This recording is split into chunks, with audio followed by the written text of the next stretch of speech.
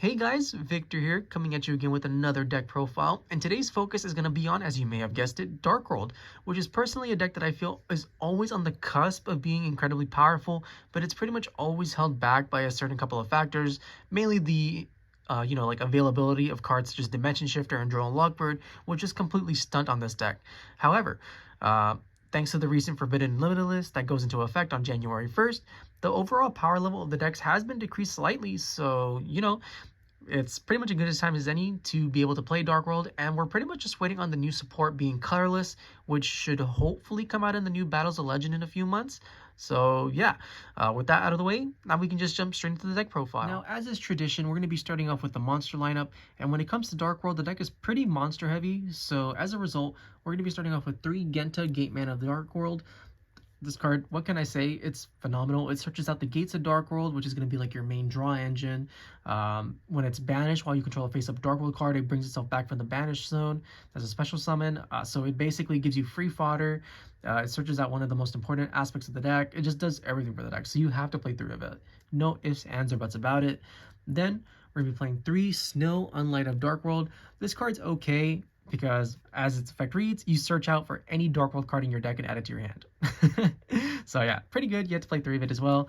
As you may have noticed, this deck does search a lot, which is one of the main reasons why it does lose very, very hard to cards like Drone Lockbird. But that's just the nature of the beast, and you have to play 3 of it regardless. Then you're going to be playing 3 Reign-beaux, Overking of Darkworld. This one searches pretty much any level 5 or higher Darkworld monster, and the 2 that we play are going to be Grapha and Sillva, which we'll get to eventually. And in addition to that, it's also able to bounce any level 7 or lower Darkworld monster from your field back to your hand, which means that you get a free 3K body, and then you get to replenish your hand with additional resources. And probably one of the best combos that you can do is, just go Reign-beaux, add back Genta, and then Genta's effect will activate again to add another Gates of the Darkworld, because it's not a hard once per turn for searching the Gates of Darkworld. The special summon is a hard once per turn, but that doesn't really matter, just because you want to turbo through all your gates as often as possible, because the ultimate goal of this deck is to just draw your entire deck, and from there you either want to hand loop your opponent or just build up an incredible board that they can't break. And let's face it, it's typically going to be both, and this card pretty much just allows you to do that with all the resources that it generates for you. And then, as mentioned previously, you're playing 2 Grapha, Lord of Darkworld, the OG boss monster for the deck. It's okay, it pops a card, and it can also bounce a Darkworld monster to special summon itself back from the grave. Then you play 2 Sillva, Warlord of Darkworld. This card used to be garbage, because it just special summoned itself back. However, because of all the new cards Darkworld got, in the form of cards like Ken and Gan, or just being able to abuse old monsters such as Ceruli, you're effectively going to be able to hand loop your opponent incredibly easily for all 5 cards in their hand. So yeah, pretty good. And then speaking of Ceruli, you play the 1 Ceruli. You don't need to play more than 1 thanks to the inclusion of Ken and Gan. And even if it gets hit by like a Bestial or whatever, you're honestly fine. It's honestly fine. You really don't care, just because we have Ken again now. Then that's it for the Darkworld monsters, but we do play dangers as well. So just playing 2 danger Nessie. I don't really like 3, but I know 3 is usually the standard, just because it helps you search for any other danger monster. But I wanted to make room for other cards just to try and experiment and see if I like something else more. So yeah, 2 is fine for what you need. You play the 1 Danger Bigfoot, 3K body that can pop a card if it's discarded. Danger Thunderbird, which it's okay, but it's not the greatest. The only thing is that there's a lot of decks right now that set cards, whether it's like Rescue Ace or Labyrinth, for example. So having something like Thunderbird can prove to be invaluable in the main deck. Obviously, if you play a matchup where they don't really set any cards, you just it's an easy side out card as well. So yeah, you don't really have to consider too much about it. It's just a nice little tech that you can run. Then the 1 Danger Chupacabra to bring back your beat sticks, the 1 Danger Mothman to help you draw more, whether it's special summoned or if it's discarded, the 1 Danger Jackalope, and the 1 Danger Suchinoko. And that's it for the danger monsters, and then we just have a couple more monsters we have to go through. So you have 3 Gen the Diamond Tiger and 1 Ken the Warrior Dragon. So these cards, pretty broken, I'm not gonna lie. You just basically, hopefully you don't draw the Ken and you do draw the Gen, because what Gen does is when you summon it, or not even when you summon it, just during your main phase, you can special summon 1 Ken from your hand or deck to your opponent's field to defense position. So it does a couple of things, right? So first off, it triggers the Ken, which in turn gives you a free draw 2 and a discard, which is pretty good, especially if you discard like a Sillva, right? So you get to draw 2, discard Sillva, Sillva comes back. It's treated as being discarded by your opponent, so then it'll proceed to loop your opponent for 2 cards. So in a lot of situations, I can just straight up end the game right then and there. But another important aspect is that this card baits out hand traps, such as like Infinite Impermanence and Effect Veiler, right? So if you go Gen and you give them Ken, you basically just turn off their imperms because they have a monster on the field and they can't do anything about it. So these cards are just really degenerate in what they allow the deck to do, and they're really great additions. And I'm honestly surprised Konami printed these because they are TCG exclusives, and cards are just busted. And then we have, for the final monster, we have one Salamander Catalyzer. This is just another extender, you know, you just discard one Fiend monster and you special summon it. Simple as that. And it's a level 4, so you can go for your really cool Exceed 4 plays. And with that, that's the monster lineup, and now we can move on to the spell and trap portion of the deck. Now, I know I said spells and traps, but I'm going to be honest, there's no traps in this portion. All the traps are in the side deck because the ultimate goal for this deck is to hopefully win the Darkworld game 1 and just go all in to beat your opponent with the hand loop in an unbreakable board. So, you know, it is what it is.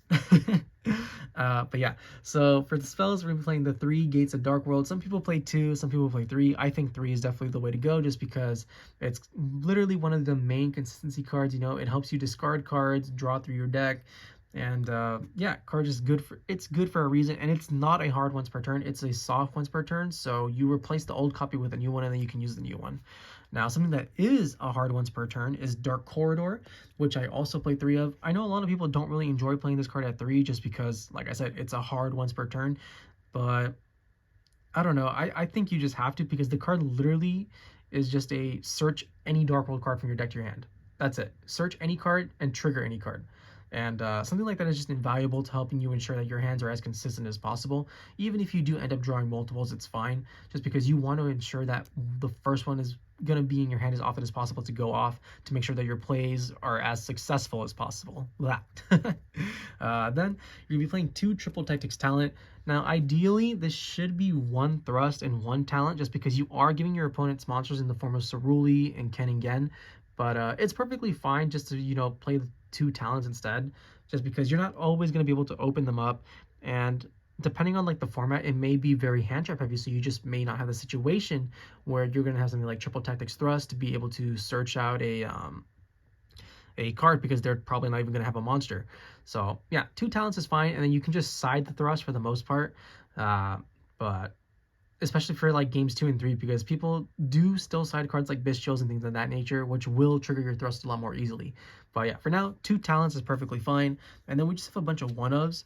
So you have the 1-of Darkworld Archives, the 1-of Darkworld Accession, the 1 Called by the Grave, the 1 Card Destruction, and the 1 Reinforcement of the Army to search out your Ken and Gen. And with that, that's the spell lineup. And now we can finally move on to the extra deck portion of the deck. For the extra deck, it's basically just going to be like a bunch of really good 1-ofs, but it's perfectly fine because each one basically just serves their purpose to help you end the game as soon as possible. And as a result, we're going to be playing 1 Grapha Dragon Overlord of Darkworld.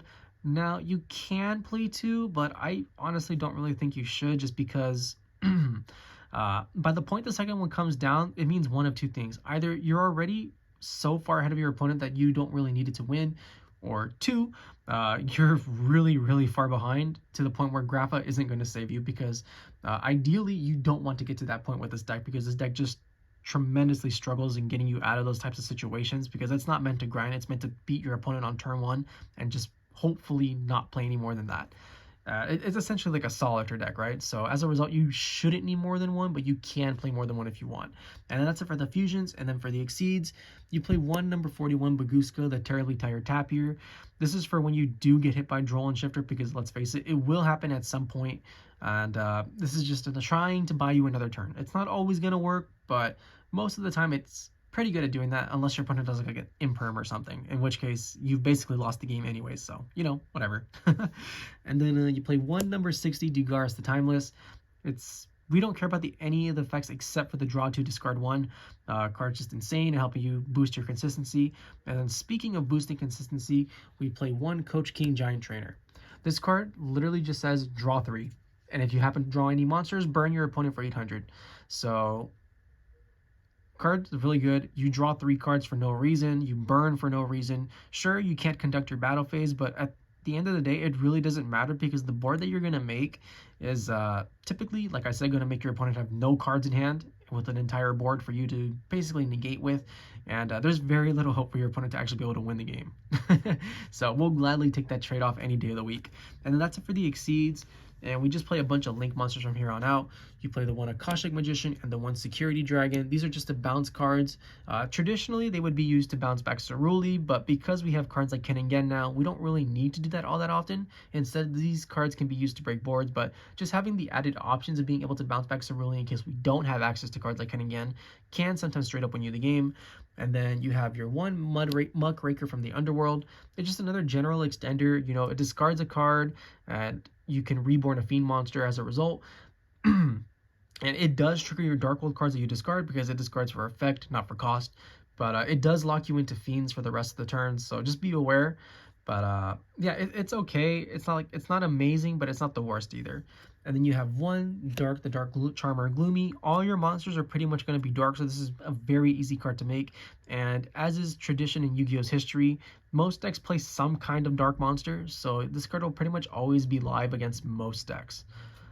Then you're playing one IP Masquerena. This is for also much like Bagooska when like your hands get pretty awkward or you get hit by something like Droll or Shifter. So you can just make Bagooska, or I mean you can make IP Masquerena, and then during your opponent's turn, you can in turn go into something like this, being SP Little Knight, which is just a broken card, or Nightmare Unicorn to bounce a card.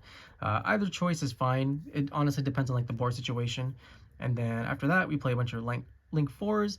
You play Saryuja to draw and special summon, Appaloosa to negate, Axis Code Talker to break boards, and after that we play one Link 5, being Underworld Goddess of the Closed World, just because sometimes you do face a deck that has like a Towers-like monster, so it's going to be a little bit difficult for this deck to out, and as a result, we play the one Underworld to make sure that we can actually out it somehow. So yeah, with that, that's the deck profile. I hope you guys enjoyed it. If you did, please feel free to like, comment, subscribe, and I'll catch you guys next time. See ya!